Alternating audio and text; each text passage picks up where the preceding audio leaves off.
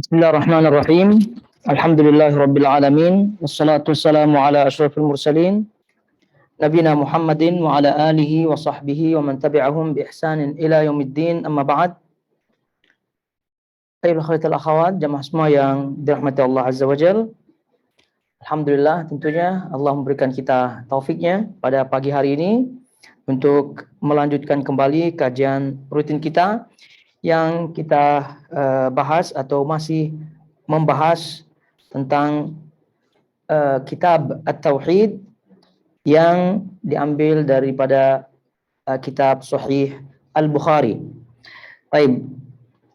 Ayuhal ikhwah, itul akhwat, jamaah semua yang dirahmati Allah Azza wa Jalla, bagi yang memiliki bukunya itu silahkan buka bab yang ke-13 daripada kitab At-Tauhid, yaitu babus su'al bi asma'illahi ta'ala wal isti'adzati biha. Ini bab yang ke-13. Jadi kita sudah membahas 12 bab dari kitab ini. Tentunya semoga Allah memberikan kita taufik untuk membahas bab-bab berikutnya. Sekali lagi bab yang ke-12. Nah, bab yang ke-12 yaitu babus su'al bi asma'illahi ta'ala wal isti'adzati biha. Bab memohon, berdoa dan berlindung dengan perantara nama-nama Allah Subhanahu wa taala. Baik, jadi sebagaimana halnya bab-bab sebelumnya, bahwasanya Imam Al-Bukhari rahimahullahu taala di awal bab-bab kitab Tauhid ini beliau banyak membahas atau menekankan akidah Ahlussunnah wal Jamaah, akidah salaf berkaitan dengan nama-nama dan juga sifat-sifat Allah Subhanahu wa taala, berlawanan dengan apa yang diyakini oleh Jahmiyah dan juga Ahlu Kalam yang terpengaruh baik langsung maupun tidak langsung dengan Jahmiyah dalam hal ini. Baik, jadi beliau rahimahullahu taala di sini menyebutkan bab ini menerangkan bahwa nama-nama Allah Subhanahu wa taala itu boleh atau bahkan itu adalah yang dianjurkan untuk kita tawassul dengannya. Kita tawassul dengan nama-nama tersebut. Sebagaimana kita ketahui bahwa tawassul yaitu berperantara, menyebutkan perantara ketika berdoa. Ini kita berbicara doa al-mas'alah, doa ketika kita bermohon hajat kita kepada Allah Subhanahu wa taala. Itu perantara atau tawassul yang sahih. Di antaranya adalah perantara dengan nama-nama Allah Subhanahu wa taala. Juga perantara yang sahih adalah berperantara dengan menyebutkan amal-amal soleh yang sekira dilakukan dengan ikhlas karena Allah.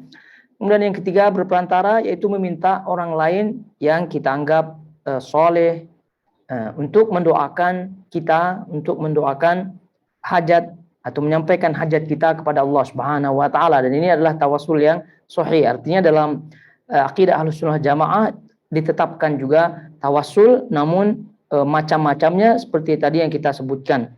Adapun yang lain, dan ini sudah kita bahas panjang lebar di bab-bab yang lain dari bab akidah dan juga tauhid, bahwa berperantara dengan orang-orang yang meninggal, baik itu meninggal orang-orang soleh dan seterusnya, itu tidak boleh dan bahkan termasuk bagian daripada syirik karena tidak memenuhi persyaratannya. Persyaratan yang paling utama tidak terpenuhi adalah tidak ada dalilnya. Karena tawassul itu sendiri adalah bagian daripada ibadah. Dan ibadah ini harus ada dalilnya, baik Al-Quran maupun daripada hadis Nabi SAW. Itu jelas tidak ada dalilnya. Kemudian juga tidak terpenuhi syarat secara umum yang pernah kita sebutkan, bahwa syarat untuk kita berdoa, minta tolong kepada orang, jangankan berkaitan dengan ibadah, berkaitan dengan kehidupan kita sehari-hari pun, itu syarat harus terpenuhi. Kalau tidak terpenuhi, maka boleh dikata orang yang minta tolong kepada orang yang tidak terpenuhi syaratnya, itu boleh kata orang itu dianggap tidak normal. Itu yang pertama, orang yang kita minta tolong itu ada. Kemudian yang kedua hidup, yang ketiga mampu. ada, yaitu hadir, ada, hidup, kemudian mampu. Nah, ini dia 3 syarat utama untuk kita meminta tolong. Jadi kalau di dalam tadi kita sebutkan di dunia kita saja, jangankan ibadah, di dunia saja, kalau tidak terpenuhi salah satu di antara 3 syarat ini ketika kita minta tolong, maka tadi kita sebutkan boleh-boleh saja orang itu menyebutkan kita tidak normal. Jadi kita minta tolong tapi orangnya tidak ada. Minta tolong tapi orang tidak ada. Ini orang ngapain minta tolong kepada orang yang tidak ada? Ataupun kalau ada tapi orang yang tidak mampu. Ini pun orang pun menuduh kita kadang-kadang, ini normal apa tidak nih orang? Barangnya berat begitu kan, galon air penuh, Masya Allah. Tapi dia minta tolong kepada anak-anak kecil. Tolong, tapi masih anak itu masih berumur 1 tahun atau anak itu masih 2 tahun, ya tidak mampu lah untuk mengangkat yang berat-berat seperti itu. Tapi tetap saja minta tolong, berarti ini orang tidak normal. Maka tadi kita sebutkan ini adalah syarat utama baik ya untuk menolong, baik minta tolong di dunia, terlebih lagi minta tolong dalam bab akhirat. Yaitu ini kaitan dengan ibadah. Dah jelas 3 syarat itu tidak terpenuhi oleh orang-orang yang dimintai tolong dengan alasan tawasul dan seterusnya. Orang yang meninggal walaupun dalam kehidupannya orang ini konon telah melakukan amal-amal yang soleh. Jadi orang itu walaupun soleh, walaupun memiliki banyak kekuatan begitu di dunia, namun setelah meninggal dunia tentu dah syarat yang 3 ini tidak terpenuhi lagi. Ada, jelas dia tidak ada lagi karena alamnya sudah lain. Alam dunia dengan alam barzakh tentu tidak boleh disamakan karena dah lain alamnya. Kemudian ada hadir ya, hidup sudah jelas tidak hidup lagi. Kemudian mampu, sudah jelas tidak mampu. Bahkan dia justru kalau sudah meninggal dunia dia yang memerlukan doa-doa. Jadi oleh karena itu bertawassul kepada Allah Subhanahu wa taala dengan nama-namanya ini adalah merupakan sunnah Nabi SAW yang ditetapkan oleh dalil, dan juga tadi persyaratan yang 3 persyaratan itu sudah terpenuhi. Nama Allah Subhanahu wa taala menunjukkan Allah Subhanahu wa taala sendiri. Kemudian juga Allah Subhanahu wa taala wujud dalam segala waktu, tempat dan seterusnya. Kemudian tentu tidak ada yang meragukan kekuasaan, kemampuan Allah Subhanahu wa taala. Jadi itu bertawasul dengan nama Allah Subhanahu wa taala ini adalah tawasul yang paling tinggi tingkatannya, ya, baru setelahnya tawasul yang tadi kita sebutkan. Kata Syekh Utsaimin rahimahullahu taala di sini dalam syarah Sahih Bukhari, kata beliau as-su'al bi asma'illahil husna dalla alaihi qauluhu ta'ala. Berdoa dengan berperantara menyebutkan nama-nama Allah Subhanahu wa taala yang al-husna, yang sempurna, yang indah, yang husna, itu berdasarkan firman Allah Subhanahu wa taala, walillahil asmaul husna fad'uuhu biha, dalam surah Al-A'raf ayat 180. Yaitu Allah Subhanahu wa taala memiliki nama-nama yang al-husna dan fad'uuhu biha, maka berserulah atau berdoalah dengannya. Yaitu berperantara dengan nama-nama tersebut, sebut nama-nama tersebut di dalam hajat-hajat kita ketika berdoa. Lalu Syekh melanjutkan syarahnya, kata beliau, wa makna qaulihi ta'ala, adapun makna firman Allah Subhanahu wa taala, fad'uuhu biha, maka berdoalah dengannya. Itu tadi kan dalam surah Al-A'raf ayat 180 disebutkan fad'uuhu biha, maka berdoalah dengannya. Yatadamman ma'nayain, mengandung dua makna. Kata beliau, al-awwal at-ta'abbudu lillah bimuqtadaha. At-ta'abbudu lillah bimuqtadaha, yaitu beribadah kepada Allah Subhanahu wa taala dengan konsekuensinya, yaitu konsekuensi daripada nama-nama Allah Subhanahu wa taala. Beribadah sekali lagi dengan menjalankan konsekuensinya. Apa konsekuensi nama-nama Allah Subhanahu wa taala? Ya tentu konsekuensinya adalah ketika kita menyebutkan nama Allah Subhanahu wa taala Ar-Rahman, Ar-Rahim, Maha Penyayang, Maha Pengasih, maka konsekuensinya kita harus berkasih sayang, dan itu ditunjukkan oleh dalil-dalil yang ada. Bahwasanya Ar-Rahimun yarhamuhumur Rahman, mereka-mereka yang berkasih sayang akan dikasih oleh Allah Subhanahu wa taala Ar-Rahman, Ar-Rahim, dan seterusnya. Itu konsekuensinya. Kata beliau, Kita lanjutkan at-ta'abbudulillah bimuqtadaha, beribadah kepada Allah Subhanahu wa taala dengan menjalankan konsekuensinya. Fayakunu du'a'u fi qawlihi fad'uhu biha, maka makna doa di dalam firman Allah Subhanahu wa taala Al-A'raf ayat 180 tadi, fad'uhu biha, maka berdoalah dengannya, bimakna ibadah, yaitu bermakna ibadah, yaitu bermakna ibadah. Nah, jadi ini yang pertama, yaitu makna pertama daripada surah Al-A'raf ayat 190 dalam firman-Nya fad'uhu biha, maka berdoalah dengannya, maknanya adalah beribadah kepadanya. Maknanya beribadah kepadanya. Yaitu bagaimana bentuknya? Beribadah dengan menjalankan konsekuensi daripada nama-nama Allah tersebut. Kata beliau, Syekh Utsaimin, li'anna du'a, karena doa itu ya'ti bi makna ibadah. Itu juga bermakna ibadah. Juga bermakna ibadah, karena doa itu juga bermakna ibadah. Allah Ta'ala, Allah berfirman, beliau menukilkan surah Ghafir ayat 60, innal ladzina yastakbiruna an ibadati sayadkhuluna jahannama dakhirin. Sesungguhnya orang-orang yang yastakbirun, sombong, enggan, an ibadati, enggan beribadah kepadaku, maka mereka akan masuk neraka jahanam. Nah, ini jadi yang pertama, makna daripada fad'uhu biha, berdoalah dengannya, dalam surah Al-A'raf ayat 190, yaitu dengan ringkas doa. Dengan ringkas doa. Dengan ringkas yaitu ibadah. Yang kedua, kata beliau, su'alullah biha. Makna yang kedua, su'alullahi biha, yaitu berdoa, minta hajat, biha, dengan menyebutnya, dengan menyebut nama-nama tersebut. Berdoa, meminta kepada Allah Subhanahu wa taala dengan menyebut nama-namanya. Yaitu kata beliau, taj'aluha wasilatan laka fid du'a. Itu kamu menjadikan nama-nama tersebut wasilah, perantara, laka fid du'a, perantara mu dengan Allah fid du'a, ketika berdoa. Bi antadhkurha baina yaday du'a, yaitu dengan kamu menyebutkannya, yaitu nama-nama tersebut pada saat di tengah-tengah kamu berdoa, au takhtum ad-du'a biha, atau kamu mengkhatamkan, atau ketika di akhir doamu, kamu menyebutkan ketika akhir doamu. Fataqul, misal, ya, kamu menyebutkan, ya Ghafur ighfirli, ya Ghafur, wahai Ghafur, maha pengampun, ighfirli, ampunilah aku, ampunilah aku. Ini kata beliau rahimahullahu taala. Jadi oleh karena itu, kalau kita melihat penjelasan beliau rahimahullahu taala ini mengingatkan kepada kita bahwasanya doa itu, atau penjelasan berkaitan dengan doa itu dibagi menjadi dua.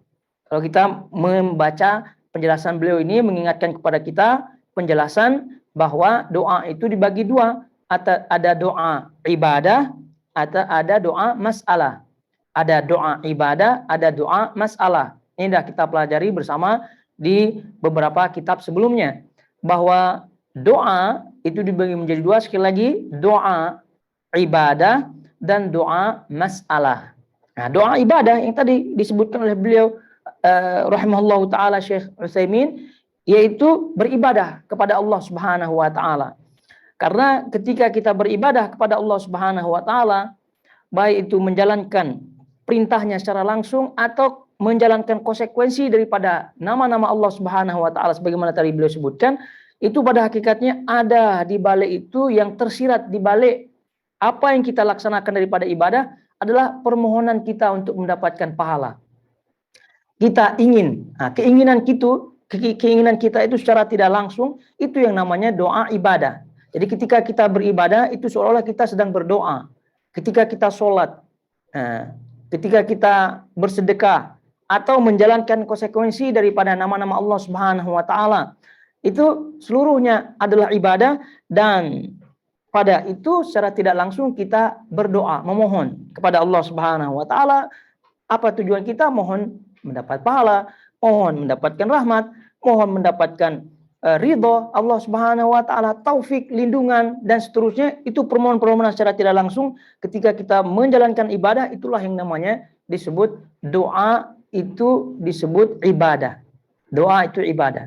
Jadi jangan heran ketika di wukuf, ya, di wukuf di Arafah, kata Nabi SAW, khairul doa, Ya, jadi sebaik-baik doa adalah apa yang diucapkan oleh aku dan apa para anbiya. Kata beliau sallallahu alaihi wasallam, la ilaha illallah wahdahu la syarikalah lahul mulku wal hamdu ala kulli syai'in qadir. Nah, itu mana doa permohonannya? Tidak ada. Yang sepatutnya kan apa, ya Allah minta ampun, kan jelas minta di situ. Tapi kalau la ilaha illallah wahdahu la syarikalah itu adalah kalimat tauhid. Itu tidak kalimat tauhid apa? Tidak ada permohonan di situ. Namun dijelaskan oleh para ulama ini masuk dalam kategori doa. Namun doa adalah doa bagian daripada ibadah. Jadi doa ibadah. Karena ketika menyebutkan la ilaha illallah wahdahu la syarika qadir, yaitu ketika mencontohi Nabi SAW dalam doanya di Arafah, itu kan permohonan kita macam-macam di situ. Nah, yang terkandung di dalam perbuatan kita. Nah, mengucapkan zikir, memang itu zikir. Tapi di balik zikir itu apa yang kita harapkan? Kan pahala. Kita harapkan rahmat, kita harapkan tadi taufik, kita harapkan macam-macam daripada karunia Allah Subhanahu wa taala. Itu kan harapan. Harapan itu adalah doa. Permohonan itu yang kita tunjukkan dengan harapan, dengan mewujudkan dengan ibadah, itu adalah doa daripada ibadah. Karena itu balik kepada ini asmaullah al-husna dan sifat-sifatnya itu memiliki konsekuensi, maka tentu kita beribadah kepadanya. Itulah yang dimaksud dengan yaitu berdoa kepadanya dari sisi ini, yaitu bahwasanya doa ibadah. Adapun doa yang kedua adalah doa al-mas'alah. Doa al-mas'alah yaitu doa masalah, itu permohonan. Ini yang dalam bab ini secara langsung ya kita fahami, permohonan. Ya kita memohon langsung kepada Allah Subhanahu wa taala hajat-hajat kita. Hajat-hajat kita. Ya banyak, semua hajat dunia maupun juga hajat akhirat. Namun tentu kita ingatkan di sini jangan sampai hajat dunia, permohonan hajat dunia kita terlalu lebih banyak daripada permohonan hajat akhirat. Dan ini banyak para ulama mengingatkan kepada kita jangan sampai kita terlalu, artinya hajat dunia ini lebih banyak kita mohon kepada Allah Subhanahu wa taala daripada hajat akhirat. Nah, itu diingatkan ya, tidak hajat dunia boleh apa tidak, memang boleh, kepada siapa lagi kita minta hajat, itu tidak. Hanya kepada Allah Subhanahu wa taala. Namun untuk terlalu memperbanyak atau lebih banyak daripada hajat akhirat, ini yang muskilah. Ini yang masalah. Minta dunia pekerjaan, harta, keuntungan dunia dan seterusnya, itu tak masalah, tapi jarang dia minta ampunan gitu. Jarang dia minta taufik gitu. Jarang dia ingat-ingat doa-doa Nabi yang simpel-simpel itu jarang. Dah pernah kita sebutkan doa yang simpel, bahasan-bahasan kita di bab-bab sebelumnya di bab Bukhari ini, simpel-simpel sekali. Itu semua adalah akhirat, karena doa Nabi SAW tidak pernah mengajarkan fokus kepada minta keberuntungan dunia, tidak pernah. Ya kalaupun ada itu bagian cakupan saja. Misal Rabbana atina fid dunya hasanah wa fil akhirati hasanah wa qina adzabannar, doa sapu jagat. Tapi ini kan cakupan. Tapi kalau khusus agar keuntungan dunia saja tidak ada. Tidak ada. Nah, ini juga perlu perhatikan oleh kita. Boleh kita minta hajat, seluruh hajat dunia dan seterusnya, dan juga kita tawasul dalam meminta hajat itu menyebutkan nama Allah Subhanahu wa taala boleh, namun sekali lagi janganlah terlalu memperbanyak gitu minta dunia dan melupakan hajat-hajat akhirat. Nah, kemudian ayul khaitul akhwat jamaah semua yang dirahmati Allah Azza wa Jalla.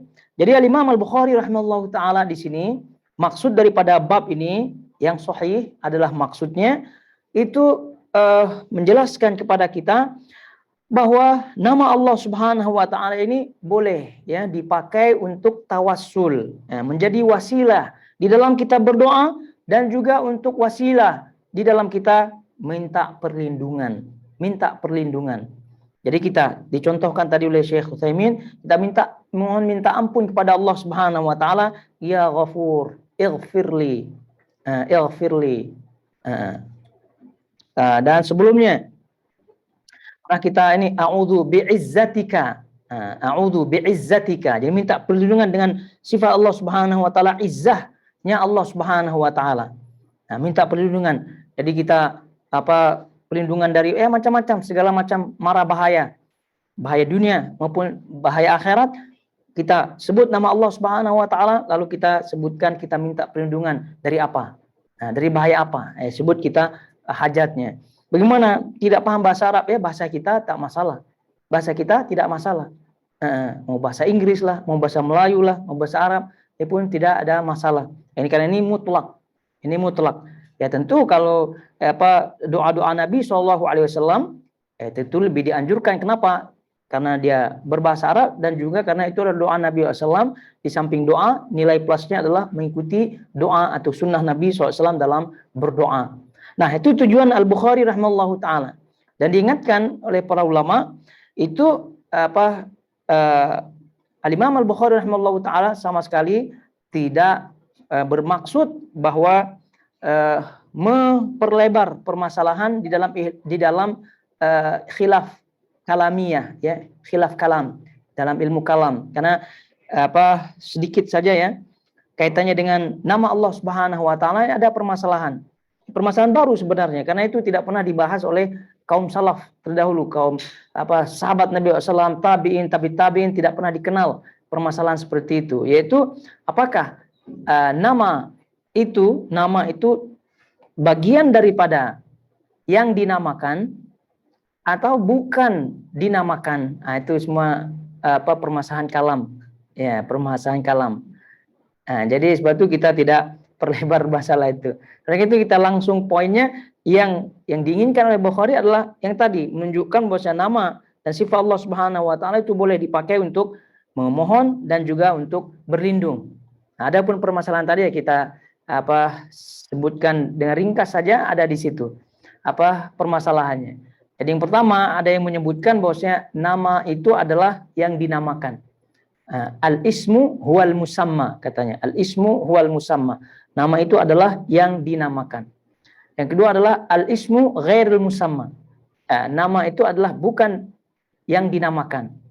Yang ketiga adalah al-ismu lil musamma. Nama itu adalah untuk yang dinamakan. Ini nama bahasan.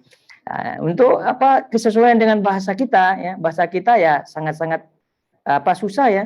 Bagi orang awam ya jaranglah bahas seperti ini. Tapi kalau udah masuk filsafat dan kalam dan seterusnya, ini kadang-kadang penceramah-penceramah yang ahlu kalam dan seterusnya itu memakai retorika seperti ini ya sebagai hujah tentu dalam berbicara.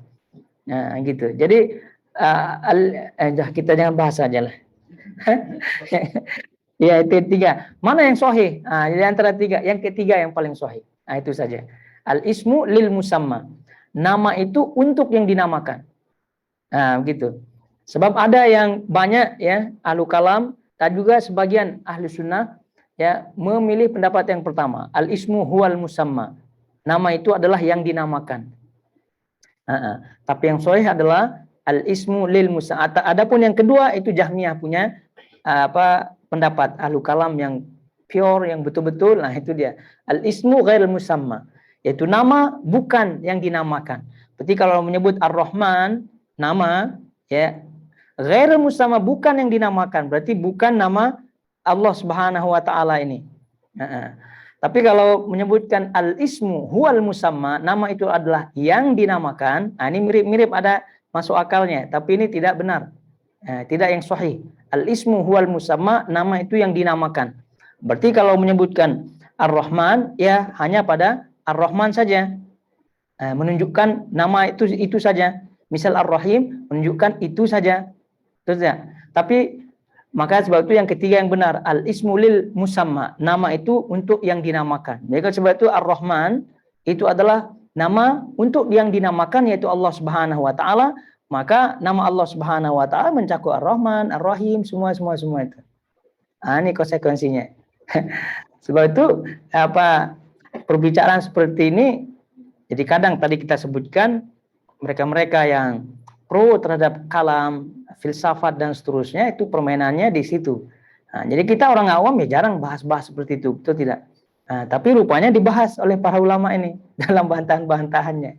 Seperti itulah ringkasnya seperti tadi. Ada tiga bahasan di situ berkaitan dengan nama Allah Subhanahu wa taala dari sumber permasalahan apakah nama itu adalah yang dinamakan atau nama itu bukan yang dinamakan atau apakah nama itu untuk yang dinamakan. Nah, maka mana yang sahih, ingat-ingat saja. Yang sahih adalah yang 3 tadi.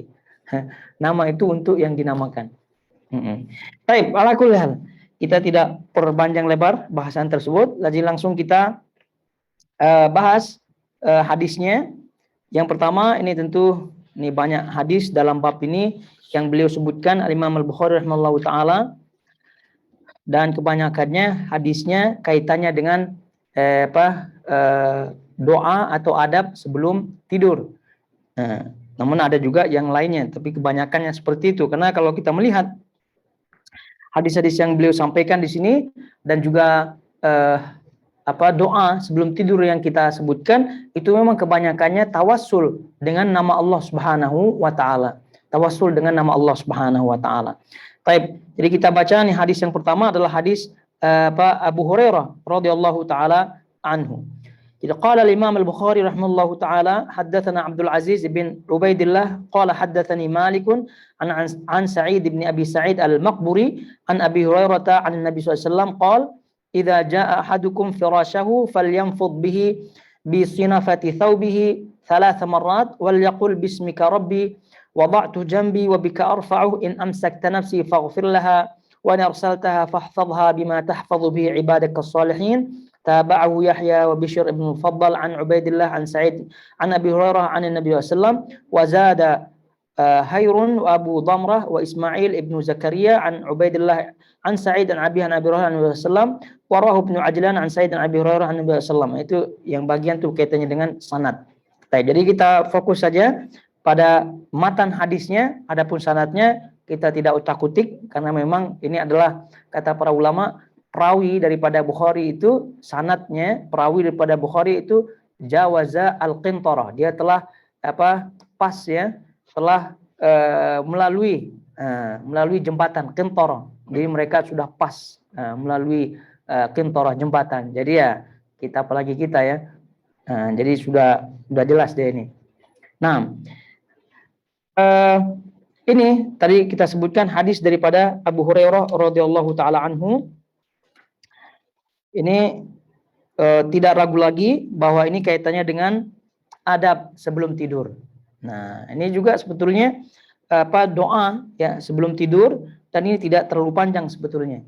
Jadi karena itu kalau boleh ini doa-doa sebelum tidur ini banyak ya. Ya mana saja ketika kita semangat ya, namanya juga iman naik turun ya, semangat juga naik turun. Nah, jadi oleh karena itu kalau ketika semangat ya gabungkan semuanya. Ya, belum lagi ayat-ayat yang dibaca sebelum tidur itu banyak. Ini doanya, kemudian adab-adabnya, diantaranya adalah berwudu, bersuci. Nah, itu semua adalah manfaat yang luar biasa. Ya tentu apabila kita menghayati ya sedikit saja kaitannya dengan tidur, ini adalah kalau kita hayati memang ini adalah fenomena yang sangat-sangat dahsyat sebetulnya tidur itu, sehingga para ulama menyebutkan istilah untuk tidur ini adalah al-mautus sughra, kematian yang kecil. Atau ada istilah lain daripada para ulama ukhtul mayyit atau ukhtul mayyit. Jadi mereka menyebutkan saudara kematian. Saudara kematian. Ini apa yang disebutkan oleh para ulama tadi, istilah-istilah tadi seperti yang disebut oleh Ibnu Katsir rahimahullahu taala, atau yang lainnya tadi al-maut as-sughra, kematian yang kecil. Kemudian juga tadi istilah para ulama namanya akhul maut, saudara kematian, jadi kalau kita baca penjelasan para ulama berkaitan dengan kematian ini, atau kenapa disebut akhul maut atau al-mautus sughra, ini kita baca apa yang disebut oleh Ibnu Katsir rahimahullahu taala dalam tafsir daripada firman Allah Subhanahu wa taala di sini dalam surah Al-An'am ayat 60, kata Ibnu Katsir, wa huwal ladzi yatawaffakum bil-lail wa ya'lamu ma jarahtum bin-nahar. Jadi dialah yang mewafatkan kalian di malam hari. Nah, ini surah Al-An'am ayat 60, kata beliau, innahu yatawaffa ibadahu fi manamihim bil-lail. Yaitu sesungguhnya Allah Subhanahu wa taala dialah yang mewafatkan, yang mematikan hamba-hambanya fi manamihim, di dalam tidur mereka, billail, pada malam hari. Wa hadha huwa at-tawaffi as-shaghir. Dan inilah yang dimaksudkan dengan wafat yang kecil, kematian yang kecil. Kama qala ta'ala, sebagaimana yang disebut oleh firman Allah, dan beliau sebutkan Al-Imran ayat 55, idz qala Allahu ya Isa inni mutawaffika wa rafi'uka ilayya. Nah, sebagaimana Allah Subhanahu wa taala berfirman, ingatlah ketika Allah Subhanahu wa taala berfirman, ya Isa, wahai Isa, inni mutawaffika, sungguhnya aku mewafatkanmu, wa rafi'uka, dan menaikkanmu, mengangkatmu, ilayya, kepadaku. Nah, ini Isa ini disebut mutawaffik, diwafatkan. Jadi wafat yang shaghir, wafat yang shaghir, al mutawaffi atau at-tawaffi as-shaghir disebut, ya, at-tawaffi al-asghar. Jadi wafat yang kecil. Kenapa disebut wafat kecil? Karena tidak tercabut nyawanya secara total. Nah, kalau tercabut nyawanya secara total, kematian itu namanya at-tawaffi al-akbar namanya. Atau al-maut al-akbar, al-kubra. Jadi kematian yang besar. Ada kematian besar, ada kematian kecil. Nah, tidur ini diistilahkan para ulama kematian kecil. Sebagaimana tadi disebutkan oleh Imam Ibnu Katsir rahimahullahu ta'ala. Nah, itu juga yang beliau sebutkan dalam surah Zumar ayat 42. Allahu yatawaffal anfus hina mautiha wallati lam tamut fi manamiha. Ialah Allah Subhanahu wa taala, Allah yang mewafatkan jiwa, nyawa, hina mautiha, ketika matinya, walam tamut fi wallati lam tamut fi manamiha, dan juga yang tidak mati, ya, fi manamiha, di tidurnya. Jadi fadzakara fi hadil ayah al-wafataini al-kubra was-sughra. Nah, dalam ayat ini Allah Subhanahu wa taala menyebutkan dua jenis wafat, yaitu kematian al-kubra was-sughra, yaitu kematian yang besar dan kematian yang kecil. Dan Al-Imam Al-Qurtubi rahimahullahu taala, Al-Imam Al-Qurtubi rahimahullahu taala di dalam Al-Mufhim, kitab Mufhim ini adalah kitab syarah Sahih Muslim, tapi yang ditulis oleh Al-Qurtubi. Kata beliau, an-naumu wal mautu yajma'uha al-inqita' ta'alluqi ar-ruh bil badan. Nah, jadi kata beliau, an-naum wal maut, tidur dan mati, itu kesamaan keduanya adalah ta'alluqur ruh bil badan, yaitu nyawa itu bergantung di dalam badan. Adanya tergantung, ya, ketergantungan nyawa dengan badan. Wadzalika qad yakunu zahiran wa huwa an-naum. Wa qad yakunu zahiran wa huwa an-naum. Jadi yang demikian itu, kata beliau, yakunu zahiran, yaitu secara zahir, itulah an-naum. Itulah naum, itu tidur. Walidzalika qila an-naumu akhul maut. Oleh karena itu disebutkan naum itu atau tidur itu sebagai akhul maut, yaitu saudara kematian. Nah, apa maksudnya di sini? Imam Al-Qurtubi. Jadi kita ulangi, tidur dan kematian keduanya memiliki persamaan, yaitu adanya ta'alluq, adanya ketergantungan ruh, nyawa dengan badan. Jadi terkadang atau dengan cara zahir, yaitu naum, ya, itu tidur. Oleh karena itu disebut naum itu akhul maut, saudara daripada kematian. Itu secara zahir. Kenapa disebut secara zahir? Ya karena nampak. Jadi orang itu kalau tidur masih bernafas.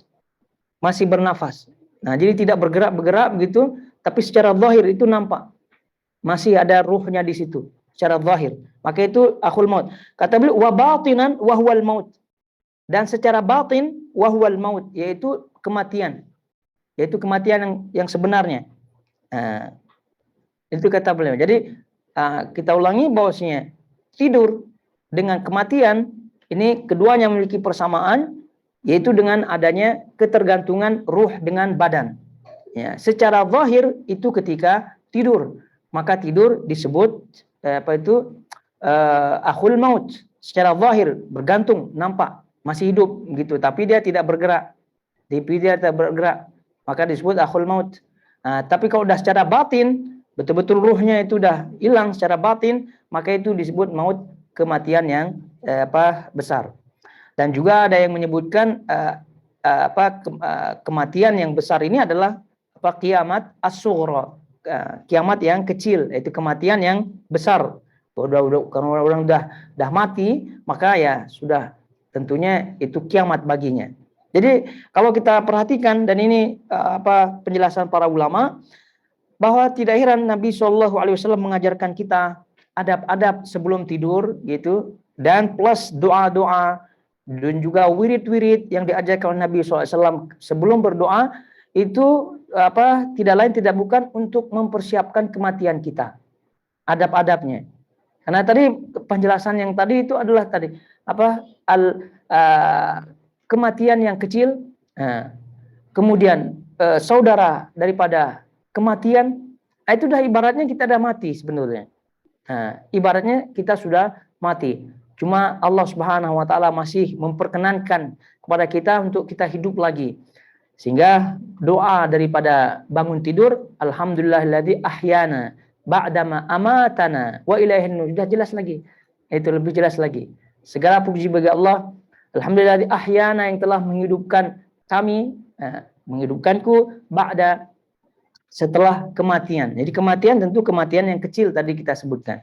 Sehingga dari sini kita mengingatkan diri kita bahwa tidur itu adalah persiapan untuk kematian. Jadi tidak heran Nabi SAW mengajarkan tadi adab-adabnya, dan juga para salaf terdahulu menyebutkan wasiat-wasiatnya, menulis wasiat-wasiatnya, meletakkan wasiat-wasiatnya di tepi tempat tidurnya, karena siapa tahu ya ajal menjemput, kematian datang, kematian yang kubro, yang besar tadi kita sebutkan datang, yang sungguhnya datang, sementara kita tidak ada persiapan.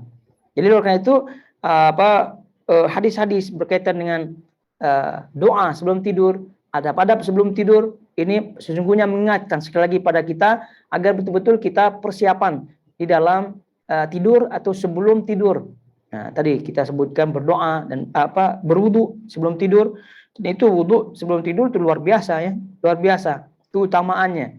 Dalam hadis yang sahih disebutkan bahwa malaikat mendoakan maghfirah kepada orang-orang yang tidur dalam keadaan suci, dalam keadaan berwudu, apalagi melaksanakan wirid-wirid dan seterusnya. Sebab itu tadi kita sebutkan, apabila kita dalam keadaan semangat, maka grab semua tuh. Ya, kenapa? Karena belum tentu nanti besok malam kita semangat seperti itu dengan banyak kendala-kendala. Dan juga pernah kita bahas, Allah Subhanahu wa taala menghalangi diri dengan hati.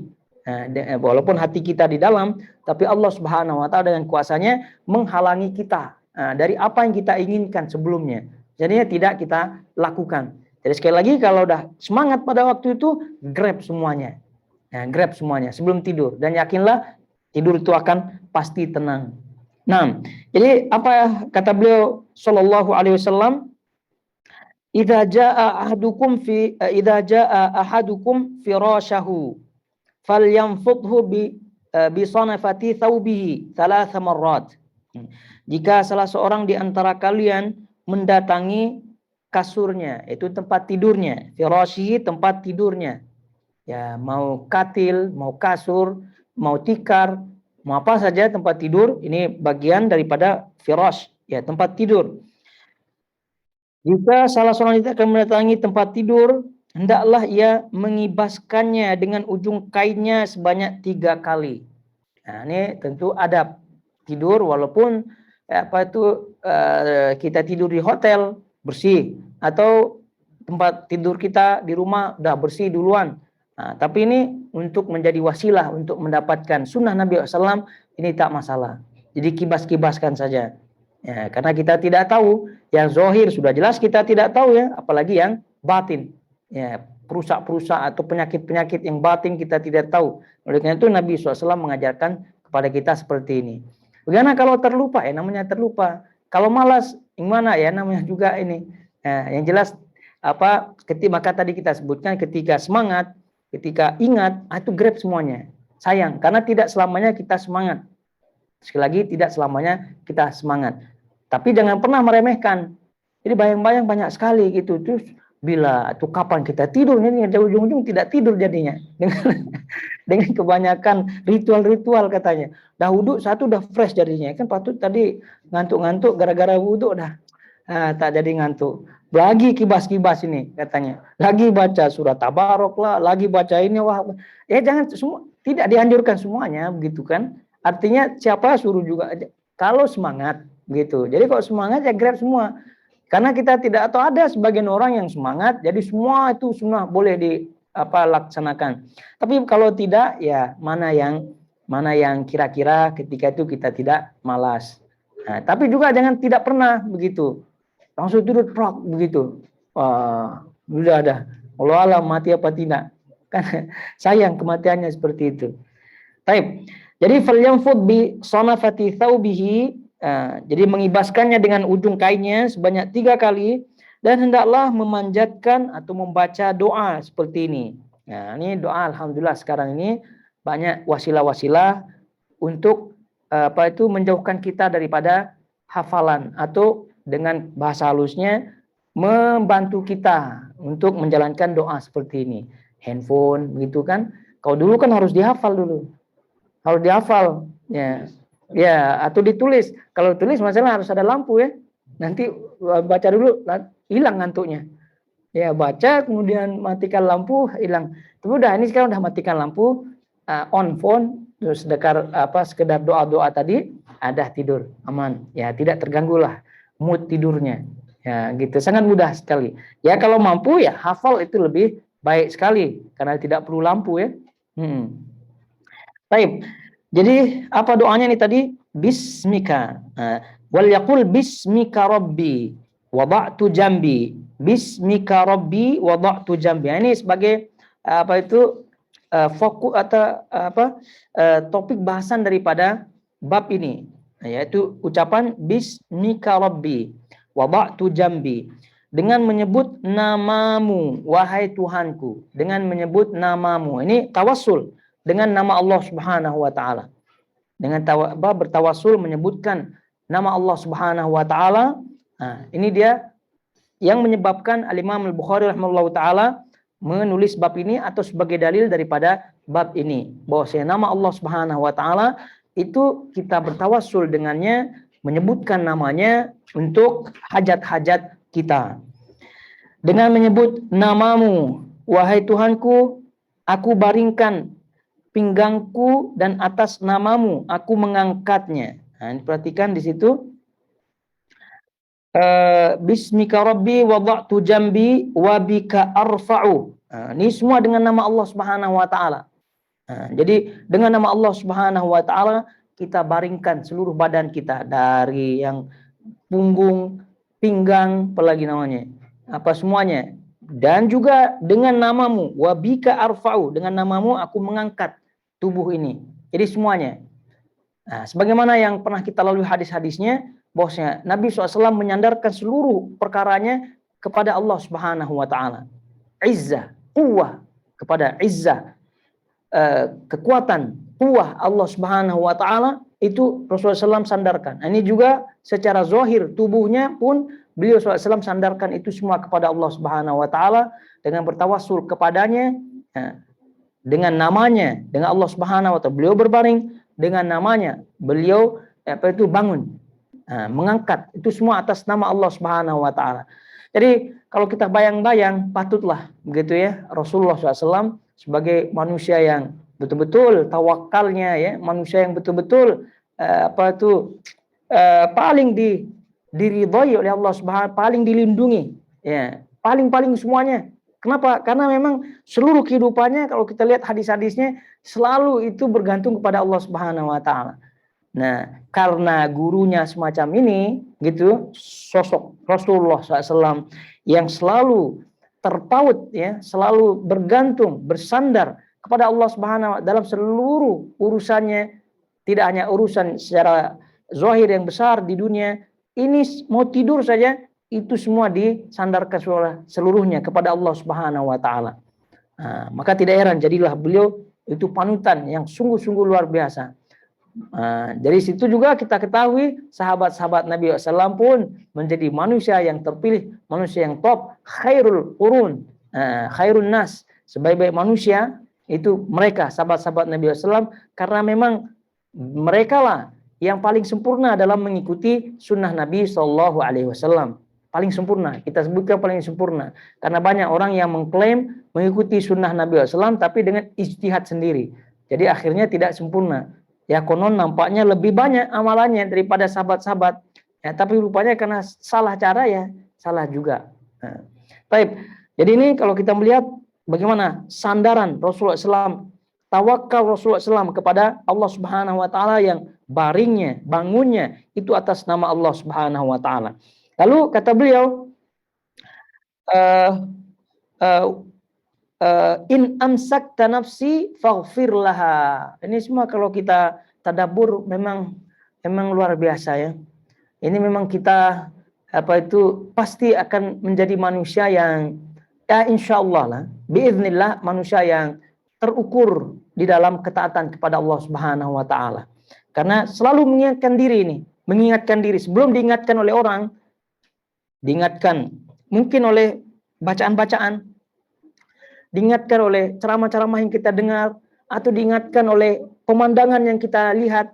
Maksudnya ingat kepada Allah Subhanahu Wa Taala. Sebelum itu kita telah mengingatkan diri kita sendiri, karena mengingatkan diri sendiri itu adalah peringatan yang paling bagus daripada diperingatkan oleh orang lain, baik itu ustadz atau baik itu tuan guru atau ulama. Namanya juga orang lain itu kadang-kadang kita ego sedikit ya gitu, beralasan kadang gitu kan. Tapi kalau mengingatkan diri sendiri, maka insya Allah bismillah itu akan meluruskan kita. Ini mengingatkan diri. Jadi kata beliau di sini, untuk kita ucapkan tentunya, kita ulangi dengan menyebut namamu wahai Tuhanku, aku baringkan pinggangku, tubuh, dan atas namamu juga aku mengangkat tubuh ini. Dan jika engkau menahan diriku, maka berilah ampunan terhadapnya. Maksudnya ini, in amsakta nafsi faghfir laha. In amsakta maksudnya menahan, di sini mematikan. Jika engkau mematikan, in amsakta nafsi, jika engkau mematikan jiwaku, maksudnya mencabut nyawaku. Ini kadang-kadang bahasa pengaruh juga ya. Jadi karena membaca jika engkau menahan diriku, jadi tidak terlalu ini ya. Jadi bahasanya apa? Yang menyentuh. Dan jika engkau mencabut nyawaku. Begitu. Jika engkau mencabut nyawaku, maka berilah ampunan terhadapku. Gitu. Karena tadi sudah disebutkan ini adalah kematian kecil. Ya, kematian kecil. Jadi imsak, menahan, itu ketika Allah Subhanahu Wa Taala menahan, ketika kita tertidur atau tidur, itu kan Allah Subhanahu menahan kita punya ini ruh.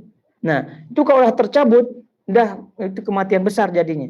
Jadi jika engkau mencabut nyawaku, maka berilah ampunan terhadapku. Dan jika engkau melepaskannya, maka jagalah sebagaimana engkau menjaga hamba-hambamu yang soleh. Begitu. Jadi apabila Allah Subhanahu Wa Taala mematikan kita pada saat itu, kita minta ampunan kepada Allah Subhanahu Wa Taala. Kemudian apabila kita tidak dimatikan pada saat itu, maka kita minta penjagaan, sebagaimana Allah Subhanahu Wa Taala menjaga hamba-hambanya yang lain. Baik, ini untuk itu di bawahnya adalah faidah sanad, jadi kita tidak baca. Jadi ini ayul khaitul akhawat, jamaah semua yang dirahmati Allah Azza wa Jal. Jadi ini dia doa Nabi SAW, yaitu dengan menyebut nama Allah Subhanahu Wa Taala. Ya, bertawassul dengan Allah Subhanahu Wa Taala. Ketika kita hendak tidur, kita membaca doa ini, dan tadi kita sebutkan faedahnya banyak sekali untuk mengingatkan diri kita, untuk mempertajam tawakal kita, iman kita kepada Allah Subhanahu Wa Taala. Karena apa yang tadi kita baca daripada doa-doa tersebut, daripada makna daripada doa tersebut, ya cukup untuk kita memperingatkan diri kita sendiri Ya, sebelum orang lain, baik itu keluarga maupun teman-teman dan seterusnya. Jadi, Nabi SAW menyebutkan, jika engkau menahan diriku, maka berilah ampunan terhadapnya. Dan jika engkau melepaskannya, maka jagalah sebagaimana engkau menjaga hamba-hambamu yang soleh. Nah, jadi karena ruh pada waktu itu terjaga ya oleh Allah Subhanahu Wa Taala.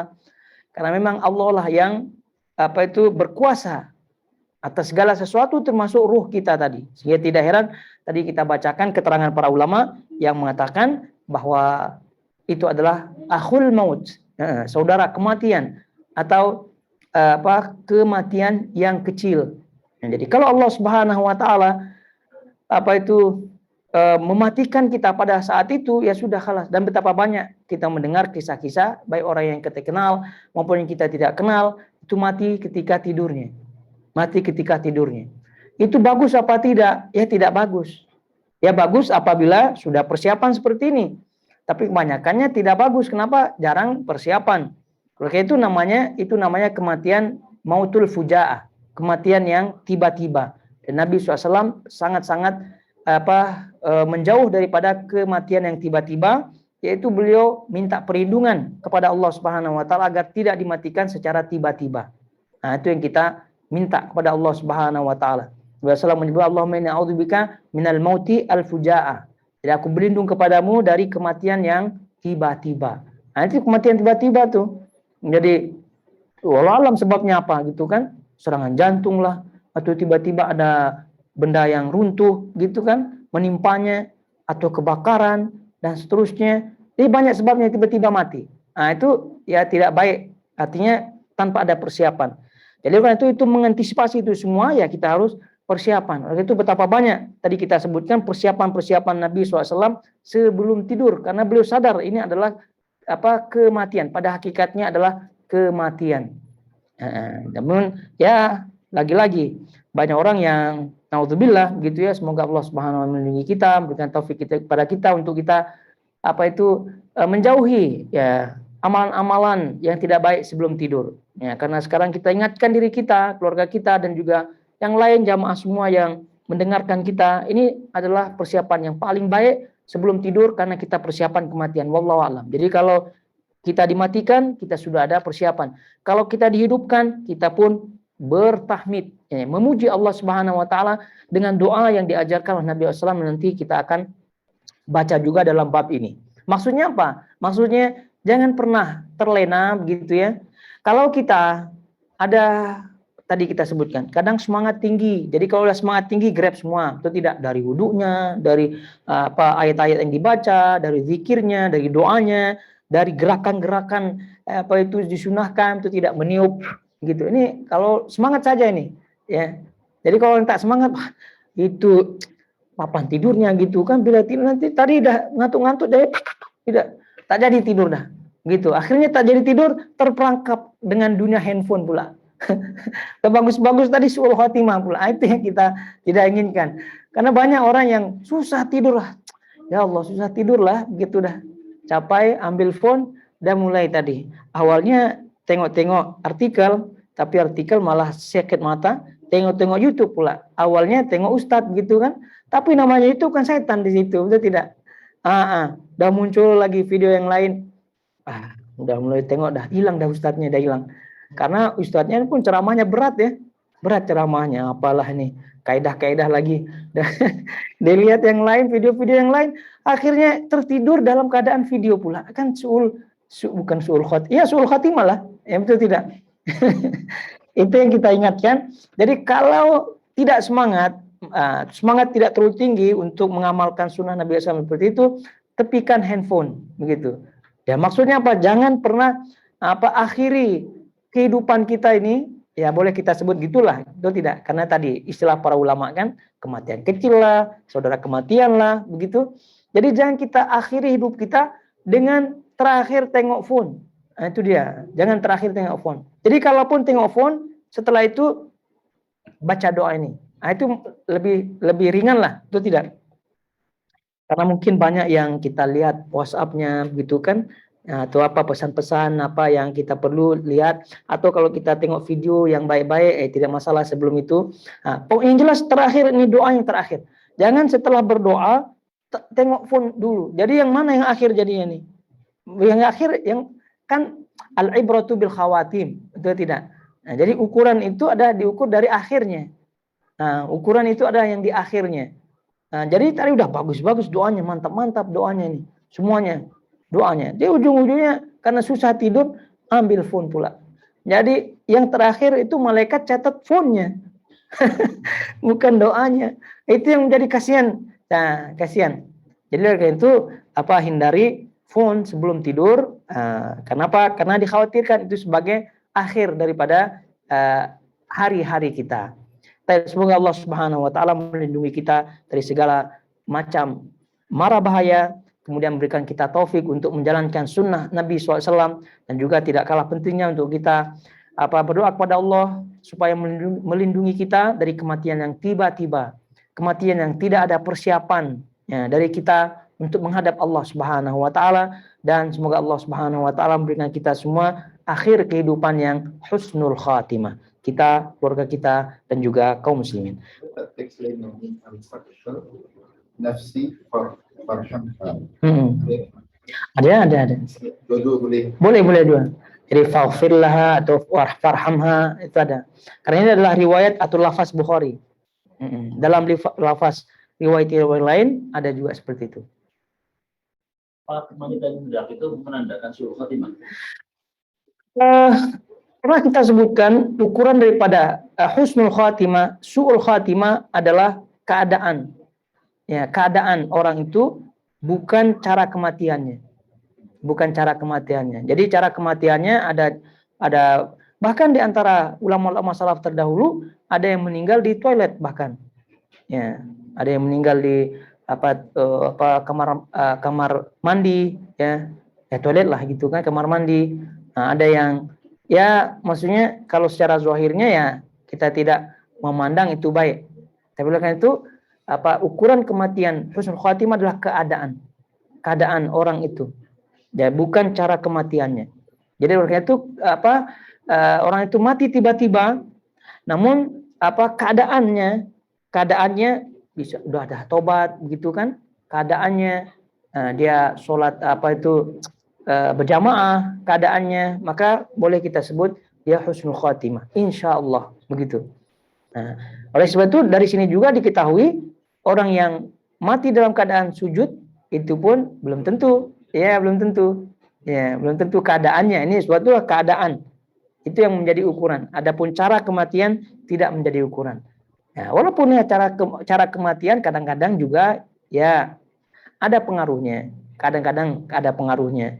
Karena disebutkan bahwasanya orang itu dimatikan sesuai dengan kebiasaannya. Ya wallahu ta'ala. Jadi semoga Allah Subhanahu wa taala memberikan kita kematian sekali lagi yang husnul khatimah. Nah, itulah Khalid bin Walid contohnya kan mati di atas tempat tidur dia. Ya, kalau ukurannya yang baik yang mati di mati medan pertempuran, dan bahkan orang panglima perang yang tidak pernah kalah sama sekali. Tapi ujungnya meninggal di ini. Dan juga kematian kalau kita melihat Utsman bin Affan, begitu kan kematiannya terbunuh seperti itu kan mengenaskan. Artinya tidak baiklah secara zahirnya kan mengenaskan. Ya, kalau masih mending lah, masih bagus lah. Yang lain-lain masih ketika sholat dan seterusnya gitu. Tapi makanya sebab itu tidak menjadi ukuran. Menjadi ukuran adalah keadaannya. Wassalamualaikum warahmatullahi wabarakatuh.